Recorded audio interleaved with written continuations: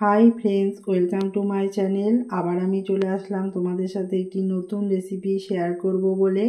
এটা হচ্ছে গোবিন্দভোগ চালের পোলাও রেসিপি। পোলাও হবে একদম ঝরঝরে, সময় লাগবে একেবারে অল্প, আর খেতে হবে দুর্দান্ত স্বাদের। এর জন্য দেখো এখানে আমি 500 গ্রাম গোবিন্দভোগ চাল নিয়েছি। চালটাকে আমি এবার জল দিয়ে বেশ ভালো করে ধুয়ে নেব 3 থেকে 4 বার। অবশ্যই তোমরা জল পাল্টিয়ে ধুয়ে নেবে। এরপর দেখো চালটাকে আমি ধুয়ে জল ঝরাতে দিয়ে দিয়েছিলাম। সেই চালটা আমি এখানে একটা প্লেটের মধ্যে রাখলাম, আর 1 চামচ আদা বাটা দিয়ে চালটাকে বেশ ভালো করে মেখে নিচ্ছি।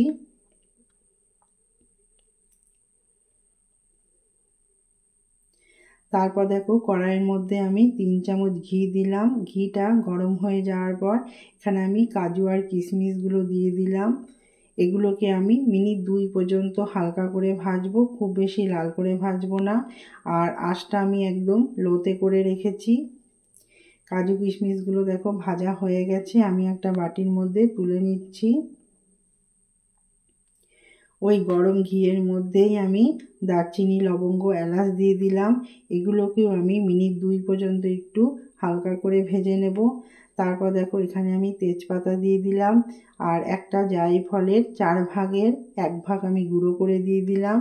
এটাকেও আমি মিনিট 1 মতো একটু ভেজে নেব। তারপর দেখো এখানে আমি আদা দিয়ে মেখে রাখা চালটা আমি দিয়ে দিলাম। এবার চালটাকেও আমি মিনিট 2 পর্যন্ত একটু বেশ ভালো করে নাড়াচাড়া করে নেব, যতক্ষণ না ঘিয়ের সাথে ভালোভাবে চালটা মিশে যায়।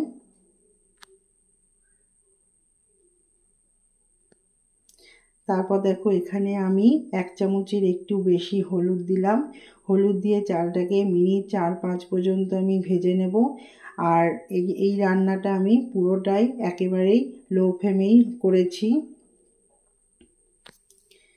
তারপর দেখো চালটা বেশ ভালো করে ভাজা হয়ে গেছে, একটা সুন্দর গন্ধ বেরোচ্ছে। এইভাবে চালটা ভেজে নিলে পোলাওয়ের গন্ধটা খুবই ভালো হবে।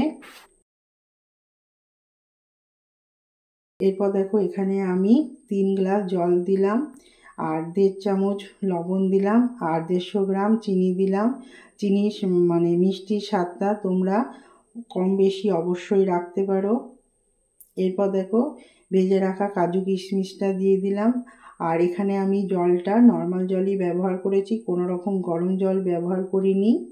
তারপর এখানে মিনিট 15 পর্যন্ত আমি ঢেকে রেখেছিলাম। এবার দেখো ঢাকনাটা খুলে আমি ওপরের চালটা নিচে দিয়ে দিচ্ছি, এতে সমস্ত চালটাই বেশ ভালোভাবে সিদ্ধ হয়ে যাবে।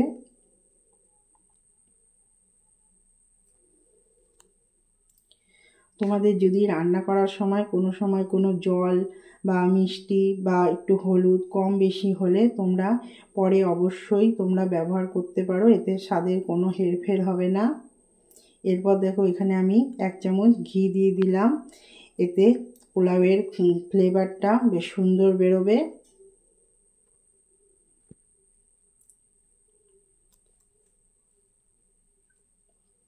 এরপর দেখো মিনিট 5 পর্যন্ত আমি ঢেকে রেখেছিলাম, ঢাকনাটা খুলে নিলাম। এবার দেখো পোলাওটা একেবারে দেখো তৈরি হয়ে গেছে, কত সুন্দরভাবে হয়েছে, আর একদম ঝরঝরে হয়েছে। আর ঠান্ডা হয়ে গেলে আরও ঝরঝরে হয়ে যাবে। চালটাও দেখো একদম ভালোভাবে সিদ্ধ হয়ে গেছে। তোমরা এই রেসিপিটা যে কোনো পুজো আচরাতে বা রবিবারে, অবশ্যই ছুটির দিন, সেই দিন তোমরা এই রেসিপিটা রাখতেই পারো। আর এই পোলাওয়ের সাথে আলুর দম, পনিরের যে কোনো রেসিপি বা চিকেন কষার সাথে খুবই ভালো লাগে খেতে। তোমরা অবশ্যই একবার তৈরি করবে। আর আমার এই ভিডিওটা যদি তোমাদের ভালো লাগে বন্ধুরা, অবশ্যই একটা লাইক কমেন্ট করো।